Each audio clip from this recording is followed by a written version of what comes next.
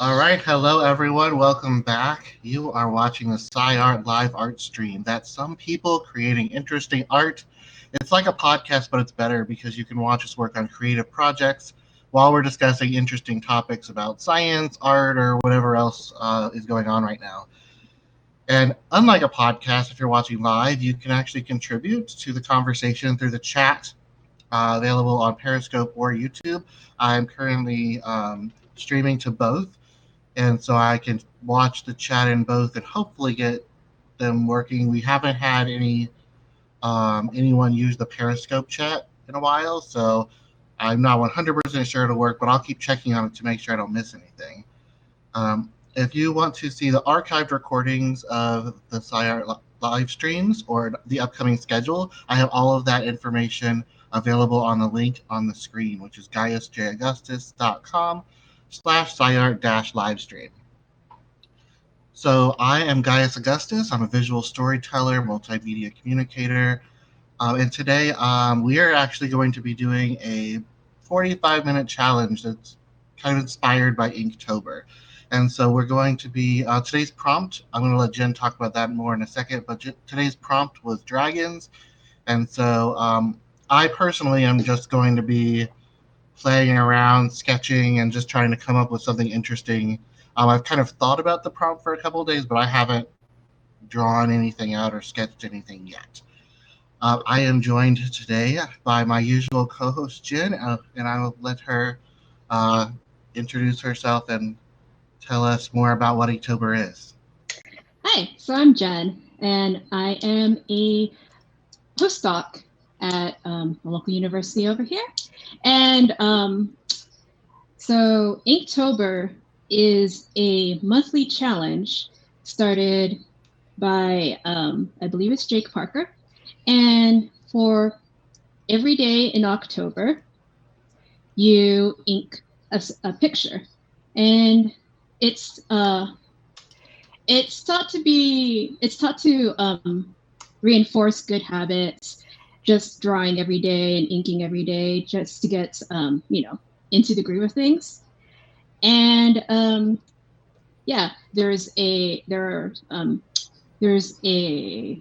various social media accounts that you can look up, and they usually offer prompts every October, and every day there's a different prompt. As Gaius mentioned, today's prompt is dragons, and so a lot of people take part of this, and people post their images online using the hashtag Inktober 2019, and if you just look at those hashtags, you can find all the art that people have produced each day. And it's kind of fun because you go into your timeline and you can look and see all this beautiful art that people have produced. And it's kind of pleasant to watch or to look at. And you can go into the hashtag and follow what people are doing throughout the whole month, right? Mm-hmm. Oh, definitely. And it's a great way to find new artists as well. I have taken part of this probably once or twice. Yeah, I think I've done Inktober maybe once before. It's been a long time. And it's interesting because a lot of people, I find many people plan this out months in ahead. They release the prompts probably like months in advance, and people just plan their sketches. I guess that's good because then you don't really have to think about I'm going to make a sketch today. And it just becomes every day you have something to ink. Right. So, now, I know there has been a little bit of controversy about the Inktober challenges. I know the original creator, it was more about just people draw and they sketch, and they're trying to get their sketches perfect before they finish their art. And ink, like real ink on real paper, doesn't allow you to fix things. You have to once the ink is down, you're not erasing it, you're not pressing undo. And so it's kind of this idea that would allow people to kind of stop worrying about making things perfect and just use ink to draw something. That's right. And Totally. which is fine. I think that that's great if that's what you want out of it. But I do also really enjoy that people have gotten really creative with it and taken it beyond the original kind of scope. Which Mm-hmm. I've heard mixed things from people and the creator about that. But of course, I love innovation, right? So I'm Yes. never gonna I'm never gonna argue about innovation. Um, We're scientists. We love innovation. exactly, but it's because you're doing something a little different than me. You've already sketched, right? Yes. So yeah, as and I've heard a lot of people doing this. They would be stressing the month before, and they're like, "Oh, I haven't got my Inktober sketches done yet." I'm like, "Yeah, it's not even October yet."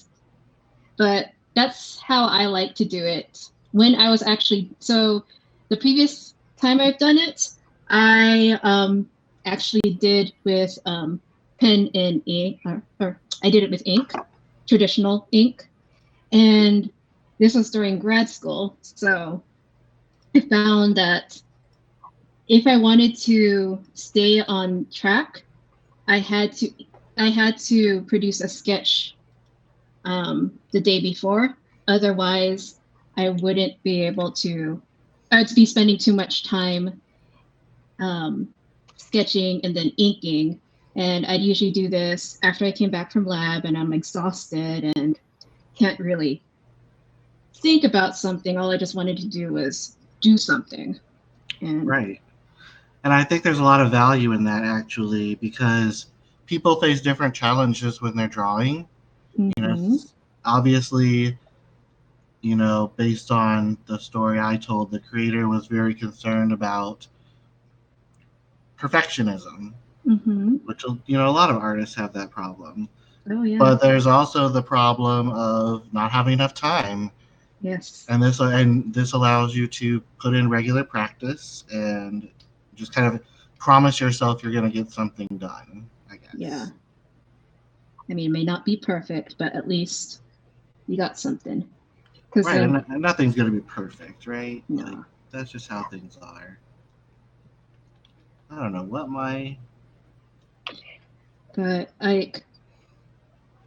it is about the whole practice and just doing something and just going through the whole um, motion of keeping your hands steady or making sure that your lines are even or whatever you want to work on. Because yeah, we're not all aiming to sell these all on Etsy, are we?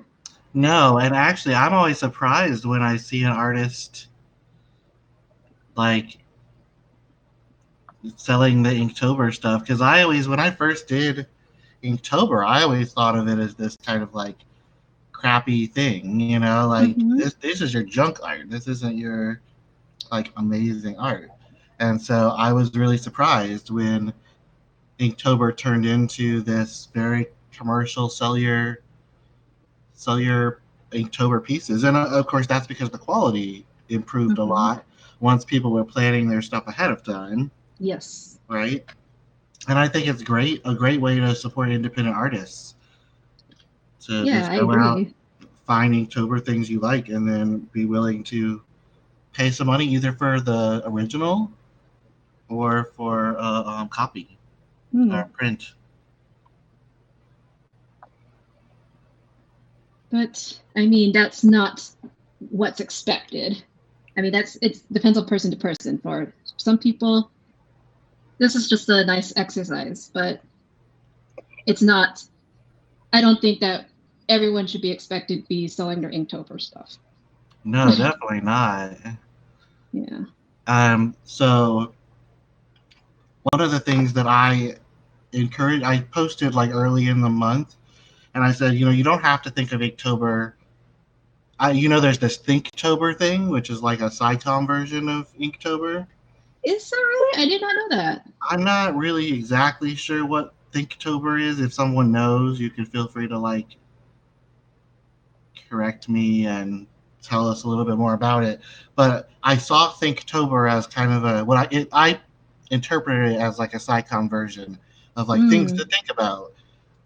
But I started thinking about, okay, there's a lot of people who talk to me and they want to make their science more visual.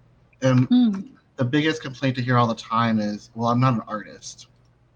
And I started thinking Inktober is a really great opportunity to just force yourself, like you're saying, force yourself to draw something every day.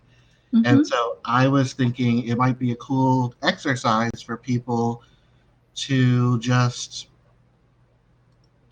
choose something about their science every day to draw. And it doesn't have to be a masterpiece, just anything. Try making a workflow or try drawing your molecule based on a 3D model or whatever. It's like no judgment here. Yeah, and again, you don't even have to post it online. Yeah, Right. that is definitely optional. I know I know quite a few people who they share their stuff after the fact, but they don't Mm, actually share it during the month. So they use Inktober as a like a brainstorming type of thing, mm, right? So they try to say, okay, well, I'm not going to bog myself down with all the like things that we constantly are worrying about, right? I'm just going to mm-hmm. try and get some ideas out there, and then at the end of the month, they take that and they try to like say, okay, well, based on what I drew, what worked really well. I see. And Um, yeah, that's a pretty good use of your time, right? I think so. Yeah. I think it can be very useful. So what we decided to do today is a little bit different. We just Mm. decided, hey, what can we get done in 45 minutes? Right? Yeah. And let's see what we can create. So you're obviously starting a little bit farther along than I am because you already have a sketch. Yeah, and I was really having a hard time with this. I was thinking, oh, I'm gonna have something science related, but my mind just couldn't come up with anything, so I just decided to draw something cute. Yeah. I mean, hey, I'm never going to complain about that. So what are you working on? Okay, so because I couldn't come up with anything, I just decided to draw a random character in a dragon suit.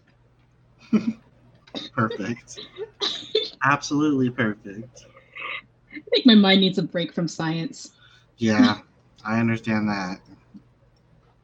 Actually, if anyone's familiar with, well, this is supposed to be character from the Final Fantasy series, in particular 12. It's the villain. So, yeah. And he's associated with dragons, so that's why my mind just Uh, decided to come up with that. it works out perfectly. I know. I I was was. just checking out. They released Final Fantasy 10 and 10-2 on Yeah. Switch, Yes. and it's on sale this week. And I was like, oh, Yes. that's awesome. But I'm so bad at them that it's a waste of my money. Oh, I got 12 from that sale because it was the one that I kind of wanted to avoid, but then I got it. Like I started playing other games. They have crossover games where you get to Yeah, play all the other characters from the other games, and I started liking the characters. So now I bought it, and I'm that's bad at awesome. those games too. But I just love the Uh, story. no, I know. The reason I only got into them because of the cutscenes. Mm-hmm. They're so pretty. Yeah, I've been meaning to like now that we live in an age where everyone like records themselves playing. I've been meaning to look up just a recording of the whole thing, just the cutscenes, so I can watch them. Oh, those could take a lot. Those could last hours. I know, I mean that's exciting, Yeah. but less Then hours than playing the game. right. I think I'd say like 200 hours of gameplay, and I'm like, okay, I don't have that many hours. But I just want to watch it. Exactly. That's how I got through a lot of games.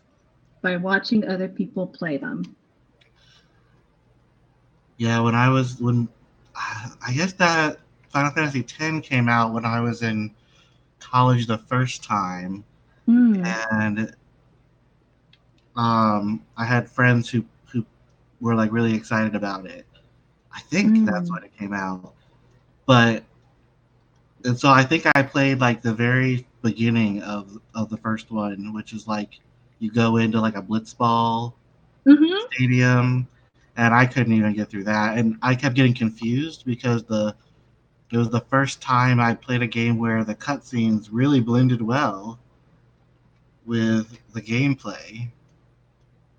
So like the old Final Fantasy games, right? You when you come across a monster, you like transport into another place Yes. and you fight the monster in that other kind of place. But this was one of the first ones, or I think it was the first Final Fantasy one where you come across a monster and you just fight the monster right there, Yes. which is very cool. But I was not impressed because I was like, how do I know when to start playing? It blends in so well. I know, Yeah. which is great. Like I appreciate that now that I am older and have played more games. But at the time, I was just very confused. Yeah. But it's actually really cool though. It's like a sense of immersion that you never really break from the um from the environment. It's because when you do those when you encounter monsters in the previous games, there's always just like, oh, cut, and it like takes you away from it for a little bit, and then you come back, and it gives you time, I guess, to um, at least for me, it helps me realize, oh yeah, I have to do something now, or I have to fight now. Yeah, But that's how it was when I played them when I was younger. I mean, now yeah, all the games are like this, right? So yes, you don't have to it's worry as just much about it. keeps you immersed into it, in it. Yeah. So I'm playing Uh, Breath of the Wild right now, which I know I'm like way late on this, right? But that is a wonderful game. I love that yeah, so one. we're playing through that, and it's just very different than most of what I had played when I was younger was like Mario, right? So Mm-hmm. you're walking and going in a straight line, and not like Mario 64, but like Super Nintendo. So you're Yeah, I just remember yeah, that. just like going in a straight line and doing your thing. And so it's really interesting to like be in this huge immersive world uh, and doing like different types of puzzles than the original games kind of were. Mm-hmm. So I've been having a lot of fun with it. And there are dragons in that, and Yeah. I'm happy whenever there are dragons in something. Truthfully, what's happening here? Yoshi would be considered a dragon? You know, I am Doesn't make not any that sense. picky about my definitions of dragons, and I Okay. think that it's perfectly reasonable to think of Yoshi as a dragon. But I also know that some people would be very mad at me for talking like that. It's dinosaur. So what are you working on? Oh wow. I don't know. I just like I have this idea of like dragons in my head, and then I was like, whenever I think science, I'm Ah. all first thing I always think is DNA, and I love drawing DNA. Mm. Um, but since I don't have a lot of time, I'm not trying to like draw the most perfect and accurate DNA ever. I'm just trying to kind of get the point across. I And so got I it. just Yeah. yeah, so I just That's good. decided, hey, let's just draw like a dragon, but instead of the kind of long tail of it, it's just a DNA strand. I like it. So I'm just going from there, and right now I'm just kind of like giving it some line quality, and then I'll go back in and add some more details. Dragons in our DNA. Huh. Yes, I'm always like thinking about weird stuff like, okay, what kind of genetics would a dragon have? These like Oh, non-real things, because you I'm have to trying to. wonder, right, Yeah. What? about just like these mythical creatures or like fake things that people come up with and Hmm. how they could actually exist? That's always fun, yeah. I think so. I think there was a paper a while back that talked about um, the wizarding gene in Harry Potter and how it was, I think, an autosomal recessive gene. Ah, And I don't. they I went into that. I have to look it up, but if I do find it, I will send it to you. Yes, please. I think that type of stuff's really fun. Just It's like it's fun to think about, right? yeah, Because if we could think about it in fiction, maybe through the power of science, we could at least, rationalize it that it's true, or like, not true, but like just it just gives a different perspective of things. yeah, but I also think it gives it some fun. Yeah. Like I feel like too often because of a lot of problems, like a lot of fake news and all the problems that we have around that, we're Mm-hmm. like everything should be real. But I think you can enjoy science and also enjoy fantasy as long as you're understanding kind of the separation, I guess. Yeah. When the fantasy ends and when the reality begins, or when the, Right. yeah. Like you can understand that the people in Harry Potter aren't real people and that their type of magic doesn't exist or what they've made up as magic doesn't exist. But you can Mm-hmm. still have fun thinking about, okay, if it was genetically possible, how would it work? You Right. know? You're applying scientific ideas to a reality that is probably not real, but still based in our reality. Exactly. And it's got elements of reality in Mm-hmm. it, like any story. So Yeah. I don't know, I think it's fun. And I am always saying that we can't expect people to love science just because we love science. Mm-hmm. And but you can engage people with science in a way that makes them enjoy things in a way that they wouldn't otherwise. Right. You got to be able to relate to your audience, right? Yeah, exactly. And if you just inundate them with, um, you know, scientific jargon, who knows? Maybe if they are receptive, they'll get it. But you want to engage them. You want to get their whole attention. Exactly. And I think kind of the for me it's always meeting people where they are. Mm-hmm. If they're not ready to think about science in a more critical way, okay, well where are they and what are they able to think about and willing to think about? Because you can Mm-hmm. like ease people into stuff. Oh yeah. I mean, that's how a lot of our problematic stuff and fake news type stuff happens is people see a conspiracy theory and a lot of people actually don't believe in conspiracy theories until something's proven right, like some tiny Mm-hmm. part of it, and then they're like, oh well, if one part of it is right, how much of it is right? Mm-hmm. But unfortunately they don't know how to answer that question, and so I think that's where we run into a lot of trouble.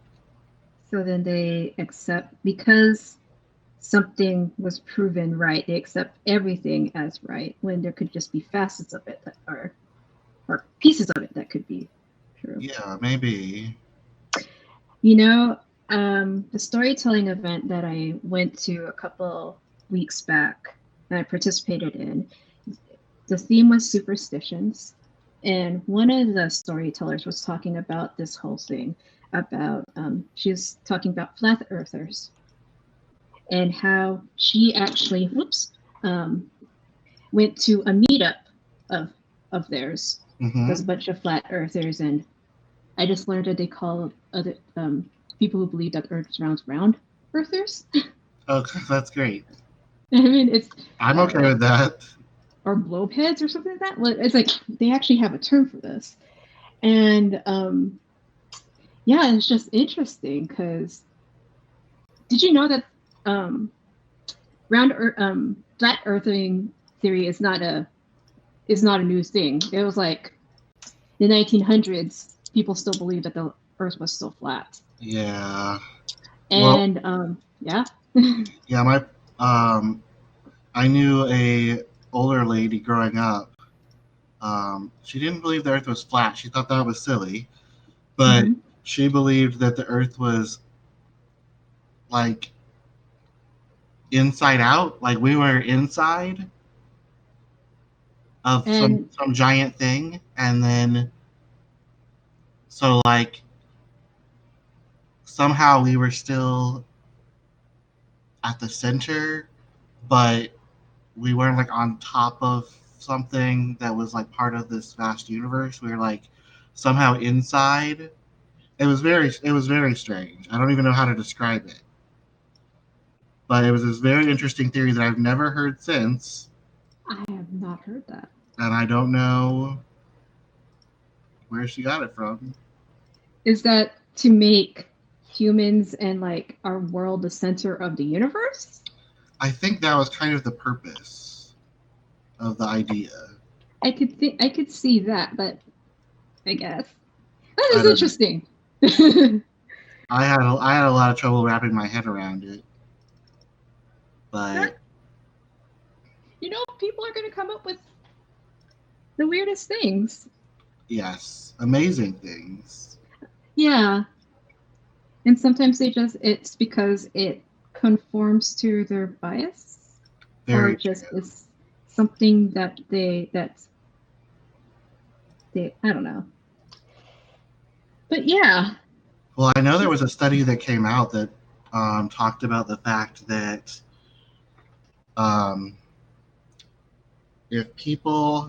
if someone sees a fact or like something that's represented as fact, and it aligns with their personal beliefs, people will like flat out tell you that they're more likely to believe it. Which is like, yeah, okay, that actually makes a lot of sense. I mean, scientists do that all the time, right? Like, yes. And I see all sorts of people who I think would like to believe that they're not biased do that kind of thing. So it's kind of a natural. It seems like a natural thing to do to me. It doesn't make it right or doesn't make things correct. But I think it is important for us to view people as just trying to make sense of the world in their own ways. Yes. Because that's what everyone is doing. There is a thread, I think, on Twitter, maybe on Thursday that I responded to, and it was about this one paper which I hadn't read, but the poster went into detail about why science that's funded is usually like same thing over and over, even though we say that we fund novelty. And it's because people usually conform to their biases. Like there are more mouse studies that are funded than worm or fly studies, because it just makes sense. It's a closer organism to humans, although we know that worms and flies are excellent tools to study like genetic mechanisms, and they are very, very useful. It's just that a lot of people have a hard time because it's a fly. How does that relate to you? Yeah. Or it's a worm. What are you going to get out of that? I remember when I was in undergrad, I took a cell biology course, and there was a student in the class who was asking other people about their research, like, "Hey, do you do research?" And my undergraduate university was not a research university, and Mm-hmm. so it was kind of hard to get into a research lab. Mm-hmm. Um, but then after he would ask you about your research, he would tell you, "Oh, well, I work in humans," and the way that he would say it is that like somehow he was better than everyone else because he was working in humans, and it was just this idea that Excuse me. there's this hierarchy, right? And that somehow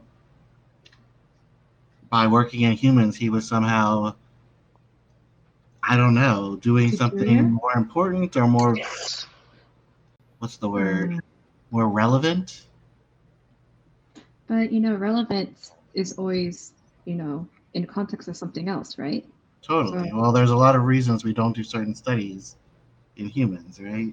there's a whole ethical issues. Yeah. Yeah, this whole thing called ethics, exactly. But I mean, we weren't required to take an ethics class in undergrad, so maybe he didn't know that. Mm, yeah. But it's also, a lot of people have a hard time making that jump from, okay, how's working flies going to benefit me or the human race or whatever. Totally.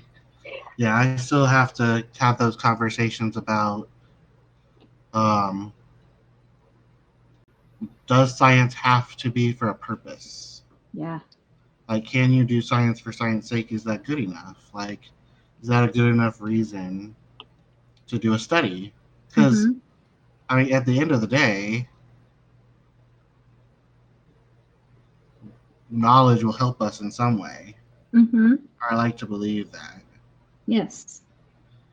Even if it doesn't help us out immediately or foresee the future, at least it's there so then someone will come across it and then they'll be able to apply it to something But or that still means that application is the most important, which I'm not sure. yeah. Like, I don't like to believe that, but then I also have that same mindset that you just like said of this, like, yes, but things can be useful even if they don't seem useful. But that still makes it seem like it's important for something to be useful. Mm-hmm. I mean, we are in the field of generating knowledge, and I Sure. understand like sometimes like it would be great if we could just get funding.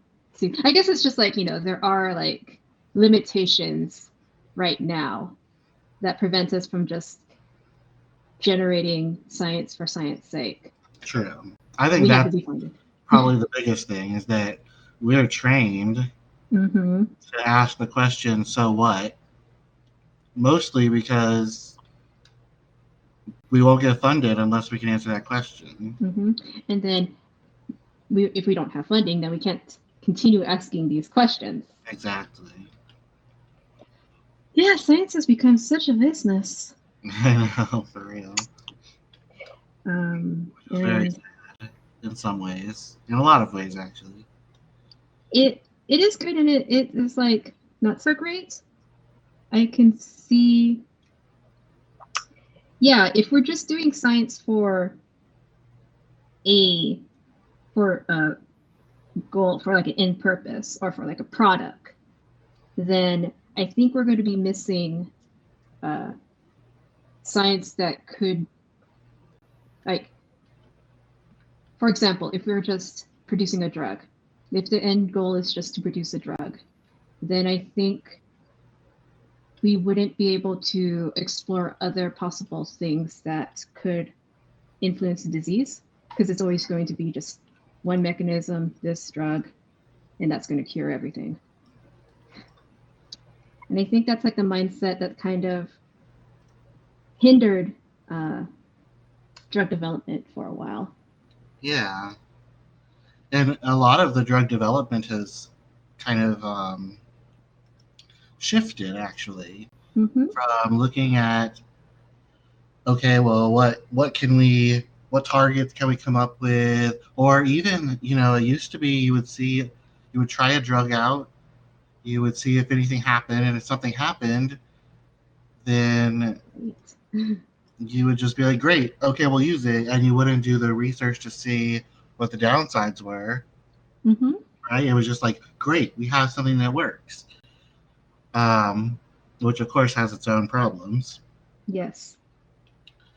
but and now it's more of like, oh, we're learning things about how the body works, and then Mm-hmm. we're like, oh, we can utilize this, we can take advantage of this in this system. Right. But I also feel like, yes, we did not know that previously, but if there was more emphasis given on understanding the effects rather than just trying to push a product, Yeah, then I think we would be further along in our treatments. I definitely agree. I think that, I remember the cancer moonshot stuff, Yes. and there was all this talk about we're going to make more progress than we've been making, but there was also no talk about how we would fund that. Mm-hmm. And unfortunately, the problem is not that we just don't want to find cures for cancer. It's that the funding isn't there. It's a lot of the infrastructure that's needed to generate data and to analyze that data isn't there. Mm-hmm. And all of those things need money. And unfortunately, the Cancer Moonshot did not include anything about how it was going to be funded. Yes. It was all kind of big talk. They woefully underestimated the problem.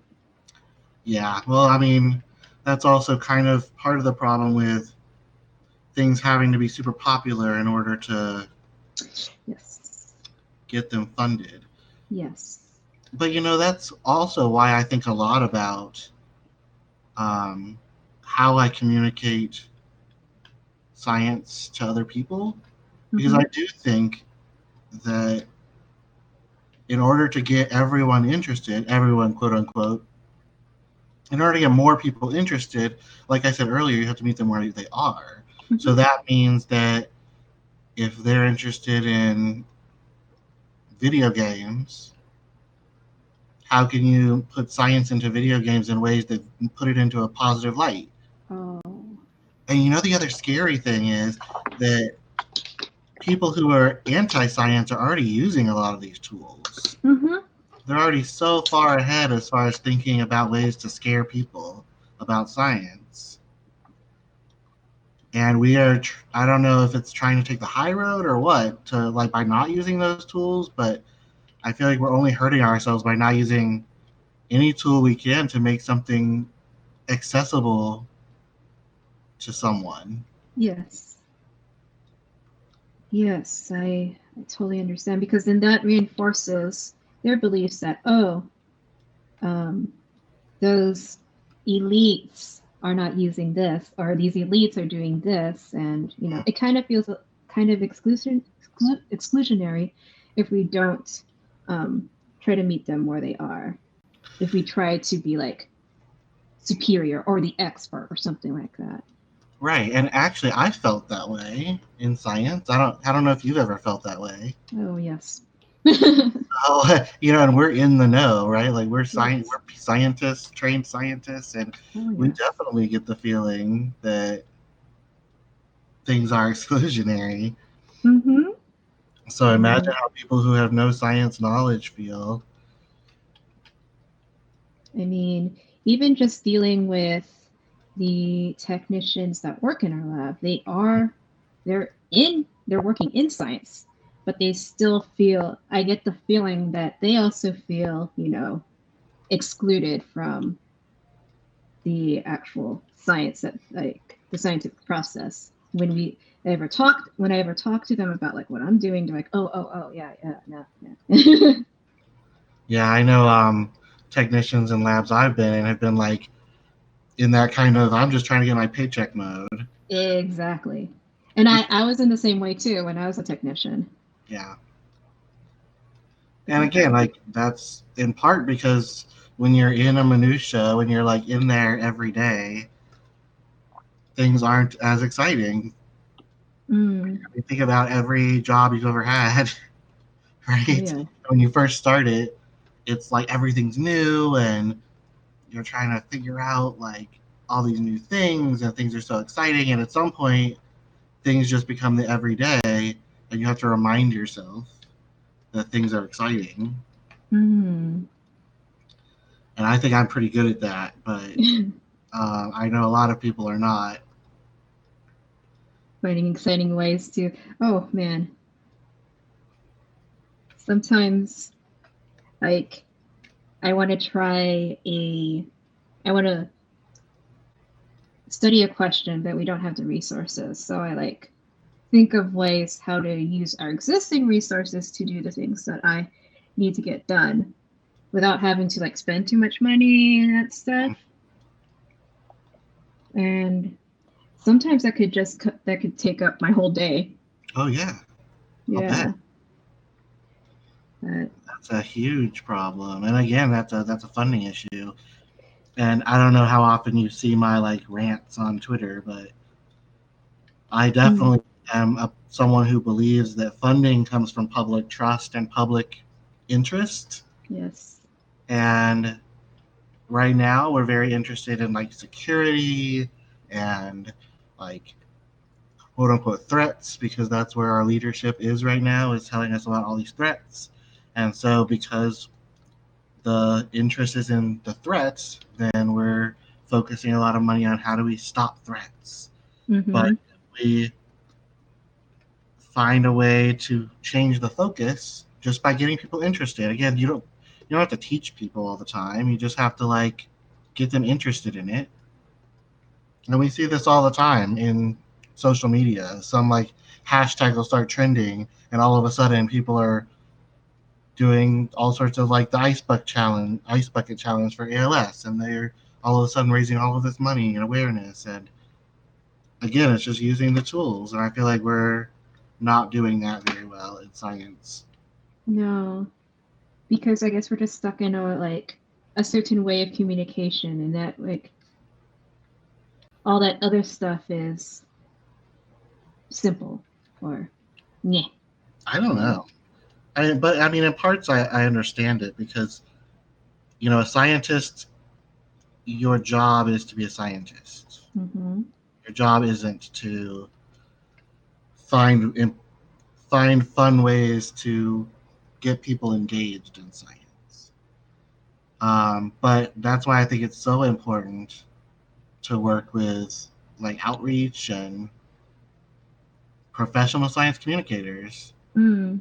that really understand the research out there in communicating science and better ways to engage audiences. And I think we definitely in science don't do that enough. I remember I came out with one of I think it was my first author paper, and I Mm-hmm. was like, oh, we should totally um, do a press release. And my PI looked at me like I was crazy. It's like And that's like the most normal science communication that scientists do, right? mm-hmm.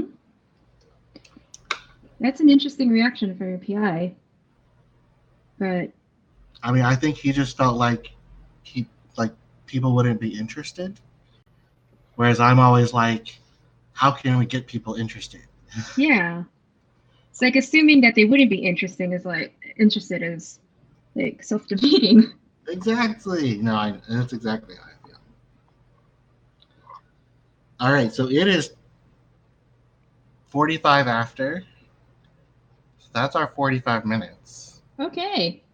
How far did you get? Let me see if I can zoom out. I think I got the basic shape down. This is ridiculous. Oh, but yeah, I pretty much I need to fix it a little Great. bit. Yeah, Yeah. it's looking really great. It's, What colors are you going to be using when you get it in? let's see. So there's that. Um, green, of course. Traditional, that's totally fine. Traditional, yeah. The character's main color is green and black and a little bit of red, so Perfect. Oh, it's gonna be epic.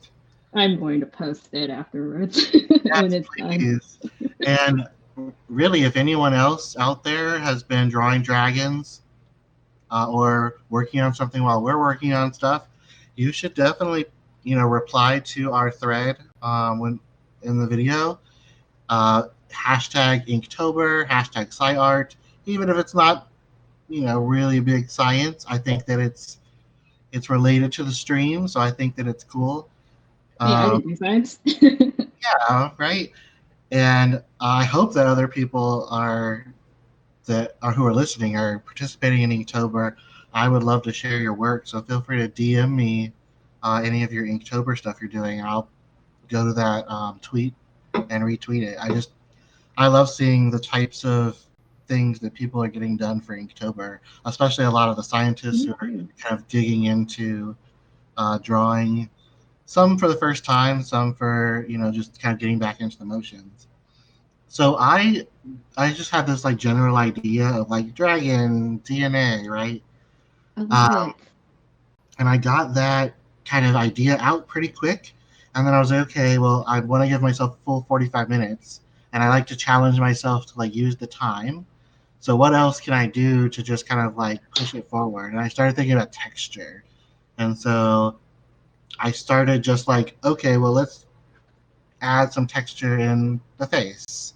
And then it just kind of like went out of control.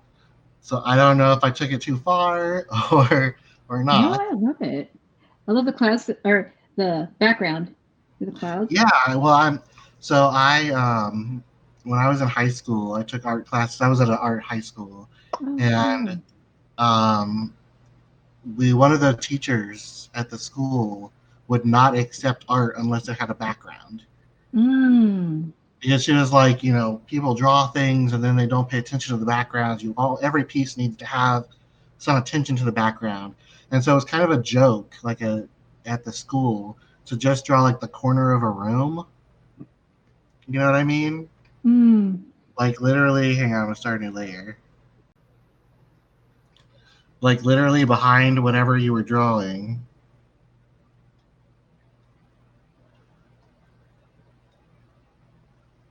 So draw that, and then you can be like, hey, it has a background. It's a room, and It's so not in perspective or anything like that, right? No. no, never like. And sometimes it would just be the vertical line, like so you could be like, see, there's the wall, there's the corner. But yeah, and so that started me thinking about backgrounds a lot. But then when I was in film school, and I actually just posted a post about this on the blog this week Mm-hmm. about like how you can improve your videos. But something that I learned while I was in film school, I was in a lighting and field class where we were learning like camera techniques and different ways to light a scene, um, and how to kind of use those things together. And one of the things that my professor told us was people look in through the lens. We were using film. People look through the lens and they look at the middle of the frame and they look at the subject. And a Mm-hmm. good DP or a good filmmaker, whoever's looking through that lens, looks at the four sides of the frame Mm. instead of the center. And if you start looking at the four sides, then what you actually start seeing is clutter and emptiness, Mm. how well or not well you're actually utilizing the screen that you have. And so between those two things, whenever I draw a piece, I try to like look at the four edges and then kind of like take a step back and try to take in the entire piece and say, okay, where is there too much emptiness? Where is there too much clutter or tension, like really close to the edge? And how can I Mm. alleviate that where I am now in the piece?